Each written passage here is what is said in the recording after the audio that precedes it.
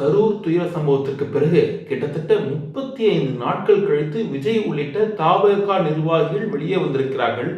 41 பேர் மறைவுக்கு மக்களிடம் மண்டியிட்டு மன்னிப்பு கேட்பார்கள் என்று எதிர்பார்க்கப்பட்ட நிலையில் பச்சை அரசியல் செய்திருக்கிறார்கள். விஜய் மட்டும் இல்லாமல் ஆதவ் அர்ஜுனா கூட முதலமைச்சர் மீது அவதூறு பரப்பி இருக்கிறார். கலைஞர் கைது சம்பவத்தின் போது களத்தில் இருந்து பணியாற்றிய மூத்த செய்தியாளர் சுரேஷ் நம்மோடு இணைந்திருக்கிறார். அவரோடு விரிவாக பேசலாம், பாருங்கள். கலைஞர் கைது சம்பவத்தின் போது ஸ்டாலின் ஓடி ஒளிந்து கொண்டார் என்று ஆதவ் அர்ஜுனா சொன்ன குற்றச்சாட்டு உண்மைதானா? களத்தில் இருந்து பணியாற்றிய செய்தியாளர் என்கிற முறையில் சொல்லுங்கள். தபகவோட அந்த கூட்டத்தை, அந்த இண்டோர் கூட்டத்தை நான் பார்த்தேன். அதாவது அவங்க அந்த கரூர் ஸ்டாம்பீடுக்கு அப்புறம் நடத்தின எல்லாருமே வெளியே வந்தாங்க. ஆக்சுவலா கிட்டத்தட்ட ஒரு 35 நாளைக்கு மேல கழிச்சு வெளியே வந்திருக்காங்கன்னு நினைக்கிறேன். வந்துட்டு கூட்டம் போட்டு ஒரு ஒரு அதிரடியான தாக்குதல் வந்து ஆளும் தமிழக அரசு மீது வந்து வைக்கிறாங்க. அதுவும் குறிப்பா முதலமைச்சர் திரு மு க ஸ்டாலின் மீது வந்து வச்சிருக்க இந்த அவதூறு பிரச்சாரம், அதாவது அந்த கட்சியோட ஒரு முன்னணி நிர்வாகி ஆதவ் அர்ஜுனாங்கிறவர் வந்து நான் ஒரு வரலாற்று நிகழ்வை நான் சொல்றேன் அப்படின்ட்டு போற போக்குல வந்து ஒரு அவதூறை தெளிச்சிட்டு போயிருக்காரு. 2001 ஜூன் 29 நள்ளிரவு கலைஞர் கைது செய்யப்பட்டது அனைவருக்கும் நினைவிருக்கும். அதாவது அன்றைய ஆட்சியாளர்கள் உத்தரவின் பேர்ல வந்து காவல்துறை வந்து அத்துமீறி வீட்டுக்குள்ள நுழைஞ்சு அவர் அதிரடியா எந்த சம்மனும் கொடுக்காம, எந்த விளக்கமும் கொடுக்காம, எந்த வழக்கில் உங்களை கைது பண்றதுன்னு சொல்லாம நடங்க ஸ்டேஷனுக்கு போலாம், அலுவலகத்துக்கு, சிபிசிஐடி அலுவலகத்துக்குன்னு அவரை குண்டுக்கட்டா இழுத்துட்டு போனாங்க. தரன்னு இழுத்துட்டு போனாங்க. இந்த நிகழ்வு வந்து அனைவரும் வீடியோ காட்சிகள்ல வந்து அன்னைக்கு பார்த்து எல்லாம் பதபதைச்சு போயிருப்பாங்க, நெஞ்சம் பதபதைச்சு போயிருப்பாங்க. அப்ப வந்து ஸ்டாலினை வந்து கைது பண்ண போலீஸ் போனாங்க. அவர் தலைமறைவாயிட்டாரு, ஓடி ஒளிஞ்சிட்டாரு. அப்பா கைது ஆகிறத கூட அவர் போய் ஒரு தடுக்கவோ ஒரு இதோ பண்ணாம அவர் போய் மாயிட்டாரு. அதாவது அப்பாவை சிக்க விட்டுட்டு அப்படிங்கிற ஒரு தொனியில தான் அவர் சொன்னது. அவர் பாட்டுக்கு வந்து ஒரு 3ஆம் தர பேச்சாளர் பேசுற மாதிரிதான் பேசியிருக்காரு. ஏன்னா அவருக்கு கட்சிகள்ல கொடுத்துருக்க பொறுப்பை பாக்குறப்ப இந்த மாதிரி ஒரு அவதூறு பேச்சு வந்து மக்கள் மத்தியில வந்து ஒரு பெரிய எதிர்வினையத்தான் ஏற்படுத்தும். 96 to 2001 திமுக ஆட்சி காலத்துல வந்து சென்னையில வந்து பல இடங்கள்ல வந்து மேம்பாலங்கள் கட்டினாங்க. போக்குவரத்து வசதிக்காக, ஒரு சென்னையோட டிராபிக் நெரிசல் குறைக்கணும் அப்படிங்கிறதுக்காக பண்ணாங்க. இதை வந்து இவங்க வந்தோன்னா அதை கையில் எடுத்து ஒரு 1.5 மாசத்திலேயே வந்து இதை ரெடி பண்றாங்க. 1.5 மாசம்னு கூட இதை சொல்ல தேவையில்லை. அதாவது இம்மிடியட்டா 29 மதியம் தான் இந்த குற்றச்சாட்டை வந்து ஒரு சென்னை மாநகராட்சி ஆணையர் ஆச்சாரியோடு அவர் வந்து பெட்டிஷனா கொண்டு போயிட்டு சிபிசிஐடி டிஐஜி முகமது அலிட்ட வந்து கொடுக்குறாங்க. ஊழல் வழக்குன்னா லஞ்ச ஒழிப்பு துறைக்கு தான் இவர் போய் வந்து கொடுத்துருக்கணும். ஆனா இவர் வந்து சிபிசிஐடியில போய் கொடுக்குறாரு. கொடுத்துட்டு அன்று மதியம் கொடுத்தா அன்று இரவே கைது நடவடிக்கை வந்து மேற்கொள்ளப்படுது. இதுதான் வந்து நடந்த சம்பவம். இவர் வந்து ஸ்டாலினை ஓடி ஒளிஞ்சாருன்னு இவரு இன்னைக்கு இட்டு கட்டி ஒரு கதையை வந்து மக்கள்கிட்ட வந்து சொல்றாரு. அதை வரலாறுன்னு வேற சொல்றாரு. ஒரு இவரா வந்து ஒரு போற போக்குல வந்து அடிச்சு விட்டுட்டு அது வரலாறுன்னு சொல்றதா மிகப்பெரியது. அன்று நள்ளிரவு என்ன நடக்குதுன்னா, ஸ்டாலின் அவர்களை தேடி, அப்ப வந்து மேயராகவும் இருக்காரு எம்எல்ஏ, ஸ்டாலின் அவர்களை தேடி கோபாலபுரம் இல்லத்துக்கும் வேளச்சேரியில் உள்ள ஸ்டாலின் வீட்டுக்கும் வந்து போலீஸ் டீம் வந்து போறாங்க. வேளச்சேரி வீட்டுக்கு போன போலீஸ் டீம் வந்து சண்முக ராஜேஸ்வரன் ஸ்ரீநகர் டெப்டி கமிஷனர் அவரு தலைமையில போயிட்டு அங்க தேடுறாங்க, இங்க தேடுறாங்க. அதாவது அவருக்கு வந்து ஸ்டாலினுக்கு இதற்கு முன்னதாக எந்த சம்மனும் கொடுக்கல, எந்த ஒரு இதுவுமே கொடுக்காம இவங்களாவே ஒரு படையெடுப்பு போயிட்டு அவரை கைது பண்ணணும் அப்படின்ட்டு போறாங்க. அவர் என்னன்னா அப்ப வீட்டுல இல்ல. இவர் வந்து பெங்களூர் நோக்கி போயிட்டு இருக்காரு. நம்ம வேலூர் தாண்டி போயிட்டு இருக்கிறப்ப இவருக்கு இந்த கலைஞரை கைது பண்ணிட்டாங்க இந்த மாதிரி அராஜகமான முறையில அப்படிங்கிற தகவல் கிடைச்சு அவர் சென்னை திரும்பிடுறாரு. சென்னை கோபாலபுரம் இல்லத்துக்கு அதிகாலையெல்லாம் திரும்பி வந்துடுறாரு. வந்துட்டு அவர் இந்த தகவலை கிடைச்சோன்னா எங்க சன் நியூஸுக்கு முக்கிய சேனல்களுக்கெல்லாம் வந்து தகவல் கொடுத்து பத்திரிகையாளர்களை வர வைக்கிறாரு கோபாலபுரம் இல்லத்துக்கு. வந்துட்டு அங்க அதுக்கும் சன் நியூஸ் வந்து நான் போயிருந்தேன். அப்ப அங்க பேட்டி கொடுத்துட்டு தான் இந்த மாதிரி வந்து தலைவர் கலைஞரை வந்து அராஜகமான முறையில வந்து கைது பண்ணியிருக்கிறாங்க. இது மிக ஒரு கொடுமையான விஷயம். இப்ப என்னையும் தேடுறதா வந்து தொலைக்காட்சிகள்லயும் இதுலயும் வந்து தகவல் வருது. இது வரைக்கும் போலீஸ் சம்மனம் எதுவுமே எனக்கு வந்து அனுப்பப்படவே இல்லை. இப்ப எனவே வந்து என்ன தேடுறாங்க அப்படிங்கிற மாதிரி ஒரு தகவல் காவல்துறையில இருந்து எனக்கு தகவல் வந்ததுனால நான் இப்போ வந்து நீதிபதி அசோக்குமார் வீடு, அப்ப டெய்லர்ஸ் ரோடு, கீழ்ப்பாக்கம் டெய்லர்ஸ் ரோட்ல இருக்க நீதிபதி அசோக்குமார் வீட்டுல போயிட்டு நான் சரண்டர் ஆகிறேன்னு சொல்லிட்டு அங்கிருந்து எங்களுக்கு பேட்டி கொடுத்துட்டு அவர் அங்கிருந்து கிளம்பி போயிடுறாரு. அவர் நீதிபதி வீட்டுல போய் அங்க சரண்டர் ஆனோம்னா அவர் என்ன பண்றாரு, மத்திய சிறையில அடைக்க அவருக்கு வந்து ஒரு இது போட்டு அனுப்பி வைக்கிறாங்க அங்கிருந்து. ஸ்டாலின் வந்து என்ன மத்திய சிறையில தான் இங்க சென்னையில தான் வைக்கிறோம் கோரிக்கை வைக்கிறாரு. மற்ற இடங்கள்ல போனா என்ன துன்புறுத்த வாய்ப்பு இருக்குது ஆட்சியாளர்கள். ஆனா அவர் அங்க வைக்காம மதுரை சிறைக்கு வந்து கொண்டு போறாங்க. இதுல ஸ்டாலின் அவர்கள் எங்கேயும் ஒளிய கிடையாது. அவர் பணி அவர் பார்த்துட்டு இருந்தாரு. தகவல் கிடைச்சோன்னு கோபாலம் வீட்டுக்கு வந்துட்டு நேரா போய் நீதிபதி வீட்டுல வந்து சரண்டர் ஆகிறாரு அசோக்குமார் வீட்டுல. இதுதான் நடந்தது. இது இன்னைக்கு எந்த விஷயமும் தெரியாம போற போக்குல வந்து இந்த ஆதவ அர்ஜுனாங்கிறவர் வந்து ஒரு வரலாற்று உண்மையை நான் சொல்றேன், வரலாற்றை தெரிஞ்சுக்கிங்கன்ட்டு போற போக்குல அடிச்சுப்பாரு. அதாவது நான் எழுதி இந்த நள்ளிரவில் கலைஞர் கைதுங்கிற நூல் வந்து ஒரு ஆவணம், அதற்கான ஆவணம் டாக்குமெண்ட். இது இருக்கிற அத்தனையுமே நான் வந்து எழுத்துப்பூர்வமா எந்த நீதிமன்றத்திலையும் நான் சொல்றதுக்கோ இது பண்றதுக்கோ அனைத்துமே நம்ம வந்து ஆவணங்களோட நான் இதை வச்சிருக்கேன் இந்த டாக்குமெண்ட்டை. ஏன்னா வந்து ஒரு நபர் கமிஷன் முன்னாடி அப்ப ஆஜராகி இந்த கைது தொடர்பாக வந்து நான் விளக்கமும் கொடுத்துருக்கேன். அதனால வந்து இது வந்து அது தொடர்பான எந்த தகவலா இருந்தாலும் இது வந்து ஒரு ரெஃபரன்ஸுக்கு வந்து இது மிக ஒரு இதா இருக்கும். இது என்னோட புத்தகங்கிறது மட்டும் இல்லாம அதை முழுமையான அந்த ஒரு தொகுப்பு. அப்ப என்ன நடந்தது நான் முழுவதும் நான் மேக்சிமம் நான் கண்ணால் பார்த்த காட்சிகள் தான் இவை அனைத்துமே.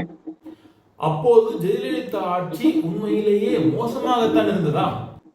2001 டு 2006 ஜெயலலிதா அம்மா அவங்க ஆட்சி காலம் வந்து ஒரு ஒரு மிக ஒரு எஸ்மா டெஸ்மா, இந்த கலைஞர் அரஸ்ட், அதை தொடர்ந்து பத்திரிகையாளர் மீதான தாக்குதல்கள் அப்படின்ட்டு ஒரு மீடியாவுக்கும் பத்திரிகைகளுக்கும் ஒரு பயங்கர தீனி போட்ட நாட்கள் அவை. அந்த ஒரு 5 வருஷம் வந்து ஒரு ஒரு பயங்கரமான ஆண்டுகள்னே சொல்லலாம் நிருபர்களுக்கு. அதாவது களப்பணியில இருக்கிறவங்களுக்கு வந்து அவங்க சந்திச்ச சவால்களும் ஒரு அதாவது வடிவல் சொல்ற மாதிரி தான், நாங்க அடி வாங்காத இடமே கிடையாது அப்படின்னு ஒரு வடிவல் ஒரு படம். அந்த மாதிரி எங்க எந்த நேரத்துல வந்து ஒரு அடி உழுவுங்கிறலாம் தெரியாது. ஒரு கட்சி மீட்டிங்கோ அவங்க ஒரு ஒரு இடைத்தேர்தல் நடந்தாவோ அங்கெல்லாம் போனோம்னா ஒரு ரொம்ப முன்னெச்சரிக்கையா கவனமா தான் போகணும். அந்த மாதிரிதான் வந்து ஒரு சூழ்நிலை இருந்தது. 2003 வந்து எம்ஜிஆர் நகர்ல ஜம்புலிங்கம் ஒரு கவுன்சிலர் வந்து இறந்துடுறாரு திருச்சிக்கு போறப்ப. அவருக்கு வந்து அந்த இடைத்தேர்தல் நடக்குது. அப்ப வந்து பாத்தீங்கன்னா பத்திரிகையாளர் மீது கொடூர தாக்குதல்கள் நடக்குது. அது எலெக்ஷன் வந்து ஒரு பெரிய இதாவே நடக்கல, அந்த அளவுக்கு அதுல முறைகேடுகள் எல்லாமே இருந்தது. அதை கவர் பண்ண போன நானு கேமராமேன் மணி, இவங்களுக்கெல்லாம் பயங்கரமான அடி. கேமராமேன் மணிக்கு வந்து கேமராவை பிடிங்கி வச்சு அவ்வளவு அடி அடிச்சாங்க. நான் போய் அதை தடுக்க போனப்ப எனக்கும் அடி. அதை நான் தடுத்து தானே ஆகணும், நம்ம தானே கூட இருக்கிறோம், கேமராமேன் கூட இருக்கோம். எனக்குமே நல்ல அடி. அதை அங்கிருந்து வந்து நாங்க அடியை வாங்கிட்டு அங்கிருந்து குடியிருப்புகளுக்குள்ள பூந்து போயிட்டு அவர் அப்பார்ட்மெண்ட்ல போயிட்டு ஒரு வீடுகள்ல தஞ்சம் அடைஞ்சு நாங்க தப்பிச்சோம். விஜயகாந்த் செய்த அரசியலை தான் தற்போது விஜய் முன்னெடுக்கிறாரா? அரசியல் கட்சிகள்லாம் எளிமையா தொடங்கி கொள்கைகளை முன் வச்சு அவங்க வந்து மக்களிடம் அதை வந்து கொண்டு போய் சேர்த்தாங்க. இன்னைக்கு தாவேகா தலைவர் விஜய் வந்தவர் வந்து எடுத்தோன்னே தனி விமானம், ஒரு பெரிய செக்யூரிட்டி படை, அந்த நடிகர், அந்த சினிமா, அந்த ஒரு கவர்ச்சியிலேயே வந்து மக்களை போயிட்டு அணுகிட்டு இருக்காங்க.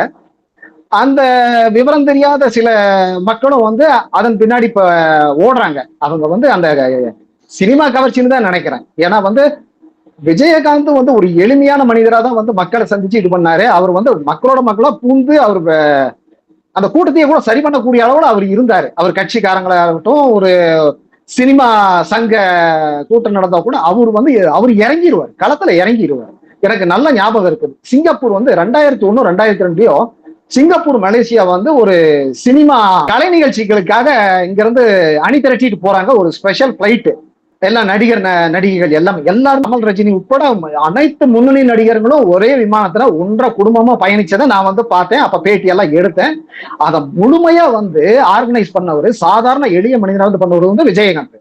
அதாவது அங்க கூடுற மக்களையும் சரி, அவர் வந்து சாமானியன ஒரு காவலாளி போல வந்து விரட்டி, ஓரமா போ, வந்து இது டிஸ்டர்ப் பண்ணாத, வேடிக்கை பாரு, டிஸ்டர்ப் பண்ணாத யாரையும் அப்படின்னு சொல்லிட்டு அந்த அளவுக்கு இறங்கி வேலை பார்த்தாரு.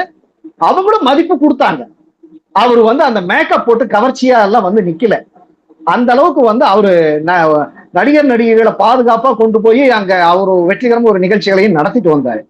இப்ப இந்த விஜய் வச்சிருக்கிறது இந்த மக்கள் ஆட்சியில மக்களை யாரையும் அணுக முடியாத அளவுக்கு ஒரு அந்த ஒரு அந்த துபாய் செக்யூரிட்டின்ற ஒரு பலம் வாய்ந்த ஆஜானுபாகுவான படை, அப்புறம் மத்திய அரசு கொடுத்த அந்த ஒரு பிளஸ் படை, இந்த மாதிரி அவர் வளம் வராரு. ஒரு பார்த்திருப்போம் அந்த மதுரை கூட்டத்திலேயே வந்து அந்த ரசிகர்கள் தான் அவங்க அவங்க என்ன இதுன்னு சொல்றது, தொண்டர்கள்னு சொல்றது, அவங்கள வந்து ஏறினவனையெல்லாம் தூக்கி தூக்கி ஒரு பந்து மாதிரி வீசினாங்க. அதெல்லாம் பார்த்தோம். அதனால இந்த பிம்பத்தை இதை ஒரு கட்டமைப்பை பண்ணி அப்படியே அந்த 2026 தேர்தல் வரைக்கும் கொண்டு போய் பார்க்கலாங்கிற ஒரு திட்டத்தோட தான் அவங்க பண்றாங்க. இது புஸ்வானம் ஆச்சுன்னா அதுக்கப்புறம் இழுத்து மூட வேண்டியதுதான். ஏன்னா இது வந்து அந்த அந்த ஒரு பிம்பமாவே அப்படி கொண்டு போறது, கட்டமைச்சு கொண்டு போறது. அது உடைஞ்சிருச்சுன்னா சுக்குநூறா போயிடும். அதை அவங்க பண்றாங்க. அது எது வரைக்கும் சக்சஸ் ஆகும் அப்படிங்கறது வந்து காலம் தான் பதில் சொல்லும். திமுகவுக்கு எதிராக களம் இறங்குவதற்காக பாஜகவுடன் விஜய் கூட்டு சேர்ந்துள்ளாரா? அதாவது இதுக்கு வந்து ஒரு பெரிய லாபி இருக்கத்தான் செய்யுது. ஒரு அப்பர் கம்யூனிட்டி ஒரு பெரிய லாபி வந்து எப்பயுமே வந்து திமுக எதிரான ஒரு இது இருக்கத்தான் செய்யும். யாரை வச்சு ஒடுக்கணுங்கிறது ஒவ்வொரு தடவையும் அவங்க வந்து பரிசோதனை வந்து பண்ணிட்டே தான் இருக்கிறாங்க. இது வரைக்கும் சக்சஸ் ஆகல. இப்ப வந்து விஜய்ங்கிற ஒரு டூல் வந்து அவங்களுக்கு கிடைச்சிருக்கு. டூல் தான், விஜய்ங்கிற டூல் வந்து அவங்களுக்கு கிடைச்சிருக்கு. இவரை வந்து முன்னாடி நிறுத்தி எல்லாமே வந்து கொண்டு வந்துட்டு இருக்காங்க. சென்ட்ரலும் சரி, இங்க இருக்கவங்களும் சரி, இங்க இருக்கிற ஒரு குரூப்பும் வந்து அதை பண்ணிட்டு தான் இருக்கிறாங்க. மக்கள் ஓட்டு ரிசல்ட்ங்கிறது வந்து மக்களோட ஃபீட்பேக் கிடைக்கிற வரைக்கும் தான் இந்த பிம்பத்தை வந்து அவங்க வந்து அப்படியே ஒரு கலர் இது மாதிரி கொண்டு போக முடியும். அது உடைஞ்சு தெளிவு ஆயிடுச்சுன்னா இழுத்து மூட வேண்டியதான். அந்த மாதிரி ஒரு விஷயம்தான் இது நடக்கும். ஏன்னா இவங்க வந்து இப்ப மக்களை நேரடியா சந்திச்சு இவங்களோட கொள்கைகள் என்ன, மாற்று சக்தியா இவங்க என்ன, திமுக, அதிமுக, காங்கிரஸ், பாஜக இதுக்கு மாற்ற இவங்க என்ன கொள்கை வச்சிருக்காங்கன்னு இதுவரைக்கும் ஒன்றும் சொல்ல கிடையாது. மாணவர்களின் ஆதரவு விஜய் கட்சிக்கு தான் இருக்கிறது என்று ஆதவ் அர்ஜுனா சொல்கிறாரே. கல்லூரி மாணவர்கள் அனைவரும் ஓடி போய் அப்படியே ஓட்டு போட்டுருவாங்களா என்ன? சோசியல் மீடியா, அதாவது அவங்கதான் இப்ப தெளிவா இருக்கிறாங்க. ஒரு நடிகனா பார்ப்பாங்க. இன்னைக்கும் ரஜினிக்கு வந்து சேராத கூட்டங்களா? ரஜினிக்கு சேராத கூட்டமா? அது வந்து எல்லாமே என்ன இவருக்குன்னு தனி கூட்டமா என்ன? எல்லாம் மாறி மாறி வந்து போயிட்டு தான் இருக்குது. எனவே வந்து இந்த ப்ரொமோஷன் இவரை வச்சு அதை ஒரு ப்ரொமோட் பண்ணிட்டு இருக்கிறாங்க. இது எந்த வரைக்கும் போகுது அப்படிங்கிறது வந்து இந்த எலெக்ஷன் தான் சொல்லணும். விஜய்க்கு ஆதரவாக பாஜக கோடிகளை இறக்குகிறதா? நிறைய வாய்ப்புகள் இருக்கு. ஏன்னா வந்து யார் ஒருத்தரும் சொந்த காசை வச்சு கட்சிக்கு, அதாவது தன்னோட நலனுக்காக பண்ணுவாங்களே ஒழிய கட்சிக்கு, பொது கட்சிக்கு எப்படி செலவு பண்ண முடியும்? எதை வச்சு அது ரிட்டர்ன் வரும்? அதனால வர காசை தான் எடுத்து இது பண்ண முடியும். எனவே வந்து என்னதான் இவர் சம்பாதிச்சு வச்சிருந்தாலும் ஒவ்வொரு தடவையும் ஸ்பெஷல் ஃபிளைட் போறதுன்னா அது கூட எக்ஸ்பென்ஸ் எவ்வளவு இருக்குங்க. அந்த ரூட் வாங்குறது, அந்த டைமிங் வாங்குறது, அதெல்லாம் மிகப்பெரிய ஒரு பெரிய பெரிய பிசினஸ் மேனால மட்டும்தான் அதெல்லாம் பண்ண முடியும். இவராக எல்லாம் அதெல்லாம் வந்து வாய்ப்பெல்லாம் கிடையாது. எனவே வந்து இவங்களுக்கு வந்து பிற கட்சிகளும் இவரை தான் கூட்டணிக்கு வரணுங்கிற ஒரு ஆவலா இருக்கிற கட்சிகளும், ஒரு ஆசையில் இருக்கிற கட்சிகளும், இவர் வந்து நான் போக மாட்டேன், எனக்கு அவங்க கொள்கை எதிரி அப்படி இப்படின்லாம் தெரிவிக்கிறாரு. ஆனா வந்து அவங்களோட பின்புலம் ஒரு பண சப்போர்ட் இல்லாம கண்டிப்பா சொந்த காசை வச்சு யார் ஒருத்தரும் வந்து இந்த மாதிரி இறங்குறதுக்கு வாய்ப்பு இல்லைங்க. ஆதவ் அர்ஜுனா சொல்வது போல விஜயை கைது செய்ய திமுக பயப்படுகிறதா? இது பயப்படுறதுன்னு நம்ம சொல்ல வேண்டாம். ஃபர்ஸ்ட் விஜய் வந்து அந்த ஒரு பெரிய தார்மீக பொறுப்பை அவர் நடத்துற கூட்டத்துக்கு இவ்வளவு பேர் இறந்திருக்காங்க, அதுக்கு தார்மீக பொறுப்பை ஏத்துக்கல. ஃபர்ஸ்ட் சும்மா எடுத்தோன்னா பழியத்தான் சும்மா போட்டாங்களே ஒழிய ஒரு தார்மீக பொறுப்பை எடுத்துக்கல. இது வந்து ஒரு ஸ்ட்ராட்டஜி, பொலிட்டிக்கல் ஸ்ட்ராட்டஜி தான். உடனே வந்து ஒரு இது வந்து, அதாவது சும்மா பேசிக்கலாம், நம்ம பயந்துட்டாங்களா இவங்க ஏன் கை வைக்க, அரெஸ்ட் பண்ணலாம், சிபிஐக்கு இப்ப போயிருக்கு இல்லைங்களா, அது போயிருந்தா பாத்தீங்களா இவங்க வந்து அவசர கதியில வந்து பண்ணினதை வந்து சிபிஐ நீதிமன்றமே அங்க உச்ச நீதிமன்றமே கண்டிச்சிருச்சு அப்படிங்கிற மாதிரி இவங்க ஒரு விளையாட்டை விளையாடுவாங்க. இது ஒரு ஸ்ட்ராட்டஜி தான். கொஞ்சம் ஆக்சுவலா திமுக வந்து நான் பார்த்த வரைக்கும் திமுக வந்து எடுத்தேன் கவிழ்த்தேன் அதிரடியா வந்து ஒரு விஷயத்த பண்ண மாட்டாங்க. ஜெயலலிதா வந்து எப்ப சிறைக்கு போனாங்க, அதாவது அவங்க இறந்ததுக்கு அப்புறம் அவங்க ஏவன் குற்றவாளி, அதுக்கு முன்னாடி இதாகிறாங்க, அது மேல்முறையீடு பண்ணி அந்த மேல்முறையீடு வந்து இது வரப்ப இவங்க இறந்துடுறாங்க. அப்புறம் வந்து எல்லாம் போறாங்க. அது எத்தனை வருஷம் நடந்த வழக்குங்க? 96, 97 போட்ட வழக்கு. ₹1 சம்பளம் வாங்கிட்டு எவ்வளவு சொத்து சேர்த்தாங்க, சுப்பிரமணிய சாமி போட்ட வழக்கு. அதுக்கப்புறம் அவங்க எல்லாருமே வந்து இவங்களும் அதுல மனுதாரரோட சேர்ந்து அதை எடுத்து நடத்துறாங்க.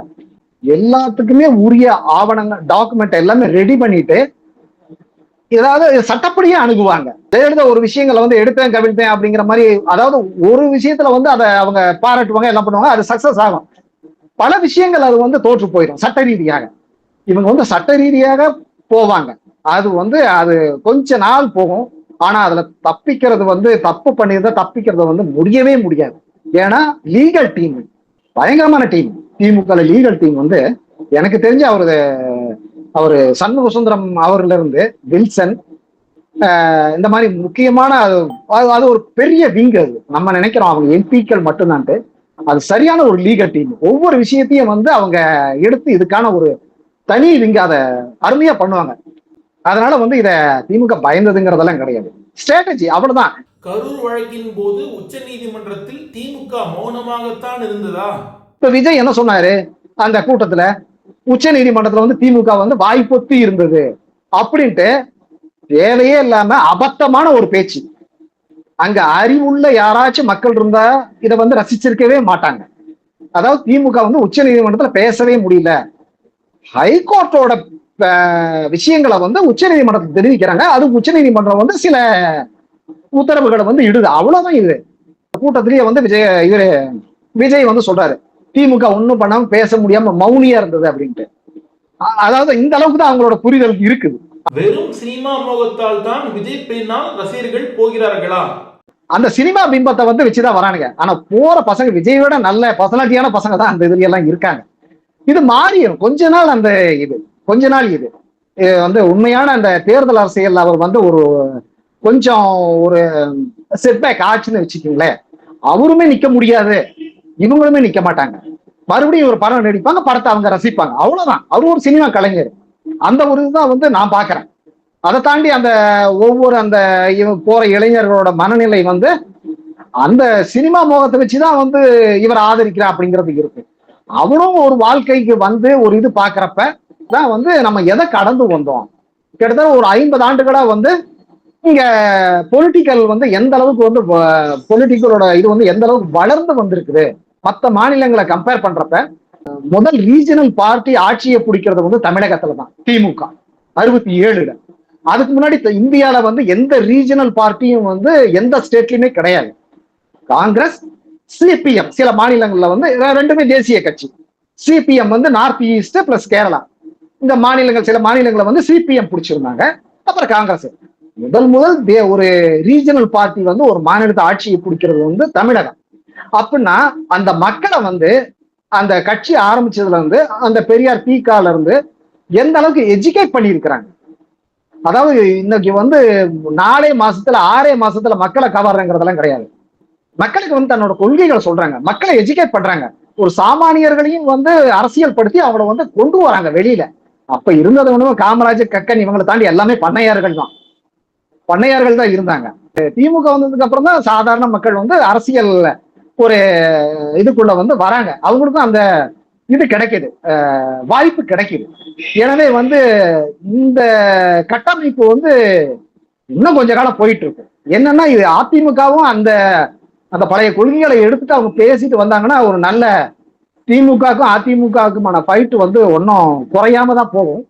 அதுல வந்து அவங்க கொஞ்சம் சோட போனதுனாலதான் இவங்க வந்து உள்ள பூந்துட்டு ஒரு இதாகக்கூடியவர்கள். அரசியல் இதே யார் வேணாலும் வர வேண்டியதான், ஆனா கொள்கைகள் எடுத்துட்டு வரணும். இதை இவங்க பண்ணல. இந்த விஷயங்கள் வந்து இந்த மக்களை வந்து நாங்க இப்படி கொண்டு வரோம் அப்படிங்கிற ஒரு விஷயத்தை வச்சுட்டு வந்தாங்கன்னா அது வந்து வெற்றி பெறும். இல்லாட்டி வந்து பெயரளவுல மட்டும்தான் வெற்றி கழகமா இருக்கும்.